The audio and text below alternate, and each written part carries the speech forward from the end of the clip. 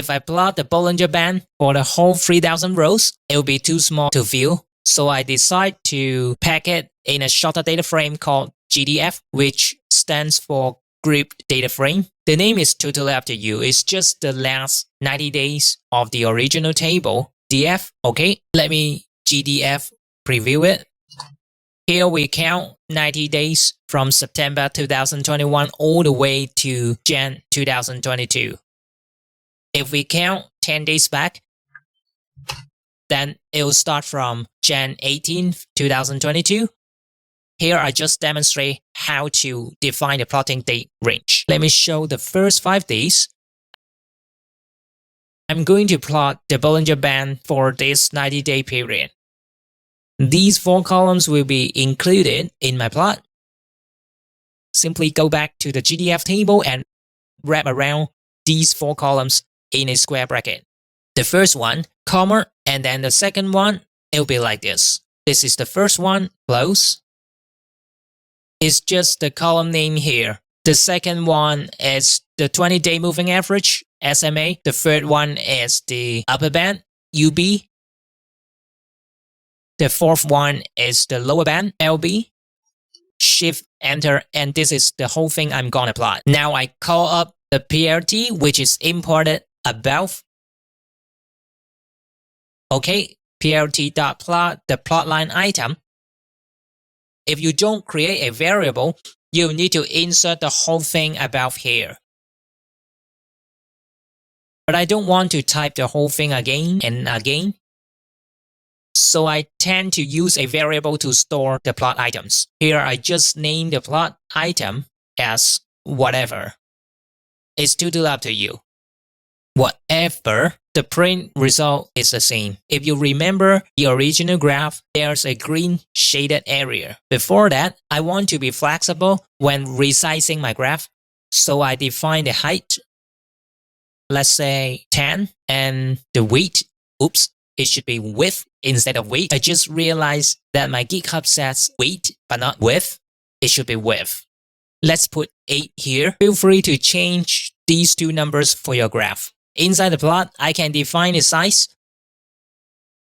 by specifying the key figure.fixSize, which is equal to the height and the width. Okay, then we plot whatever, and then plot.show. You should see this with the dates below. Let me put these all together. It's now easier to tweak. Let's switch from 90 to 180 days. I want to highlight the Bollinger Band, so we need fill underscore between, plot PLT fill between, shift tab, and I see the 3 basic parameters. X, which is the x-axis. Remember at the very beginning, the x-axis is the date column that is assigned as the index. The date column is the x-axis, where the y-axis represents the stock price. Y1 is the upper bound, Y2 is the lower bound. For the x, it refers to the index of the group data. GDF.index, which is the date, comma, Y1 equals to the upper bound of the Bollinger Band, GDF UB, and Y2 is the lower bound, GDF LB. Shift enter, and you should see the Bollinger Band highlighted. I don't like the color, so color, let's switch to green. There you go. Let's try purple. It works, but it's too dark, right? Comma, set the alpha, which is more or less like opacity, 0.1, and it's lighter. So 1 is darker, 0.5 less dark. Alright, I can't figure out which line is which, so I add a legend to the plot. Again, shift tab to view the legend parameters. Here we see the labels. I only need to show the items in the whatever item, which are included here in the whatever variable.